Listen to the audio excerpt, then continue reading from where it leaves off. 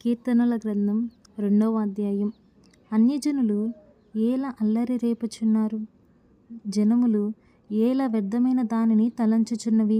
మనము వారి కట్లు తెంపుదుము రండి, వారి పాశములను మన యుద్ధ నుండి పారవేయుదుము రండి అని చెప్పుకొనుచు భూరాజులు యెహోవాకును ఆయన అభిషిక్తునికిని విరోధముగా నిలవబడుచున్నారు. ఏలికలు ఏకీభవించి ఆలోచన చేయుచున్నారు. ఆకాశమందు ఆసీనుడగు వాడు నవ్వుచున్నాడు. ప్రభువు వారిని చూచి అపహసించుచున్నాడు. ఆయన ఉగ్రుడై వారితో పలుకును. ప్రచండ కోపము చేత వారిని తల్లడింపజేయును. నేను నా పరిశుద్ధ పర్వతమైన సీయోను మీద నా రాజుని ఆసీనునిగా చేసియున్నాను. కట్టడను నేను వివరించదను. యెహోవా నాకిలాగు సెలవిచ్చెను, నీవు నా కుమారుడువు, నేడు నిన్ను కనియున్నాను.